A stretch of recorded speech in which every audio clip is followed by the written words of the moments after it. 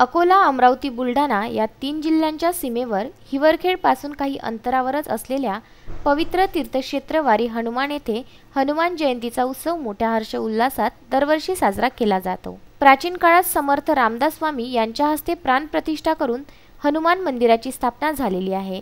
म्हणून पिढ्यानपिढ्या भाविकांची अनंत श्रद्धा येथील हनुमंतावर आहे। पवित्र तीर्थक्षेत्र असण्यासोबतच वान नदीच्या तीरावर आणि सातपुड्याच्या कुशीत वसलेले असल्यामुळे आणि वान नदीच्या असलेल्या हनुमान सागर प्रकल्पामुळे वारी हनुमान हे प्रसिद्ध पर्यटन स्थळ तसेच 1644 सालची रामदास स्वामी यांच्या हातची स्थापना आहे।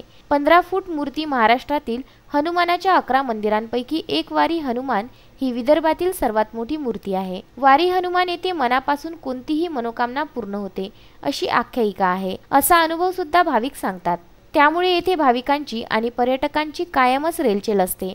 हनुमान जयंतीला तर मोठ्या यात्रेचे स्वरूप या परिसराला येत असते आणि हजारो भाविक हनुमंताचे दर्शन घेण्यासाठी आतुरलेले असतात। परंतु सध्या संपूर्ण विश्वात कोरोना या भयानक आजाराने थैमान घातले असून लाखो लोकांना आपल्या मृत्यूच्या दाढेत ओढण्याचा सपाटा या कोरोनाने सुरू केला आहे। संपूर्ण विश्वात 10 लाखांपेक्षा जास्त नागरिकांना कोरोना आजार झालेला आहे, तर 70,000च्या वर नागरिक मृत्युमुखी पडले आहे। त्यामुळे संपूर्ण भारतात लॉकडाऊन स्थिती असून सर्वत्र संचारबंदी लागू आहे। शासनाच्या आदेशानुसार सर्व धार्मिक कार्यक्रमांना धार्मिक ठिकाणांवर सुद्धा निर्बंध घालण्यात आलेले असल्यामुळे यावर्षी इतिहासात प्रथमच हिवरखेड नजीकच्या वारी हनुमान या तीर्थक्षेत्रावर हनुमान जयंती दिनी शुकशुकाट दिसत होता।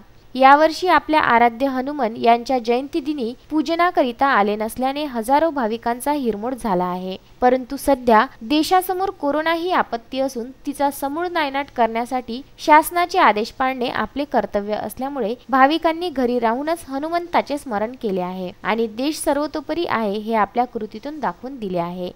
विदर्भ न्यूज करिता तेल्लारा येथून गुरुदेव इसमोरे।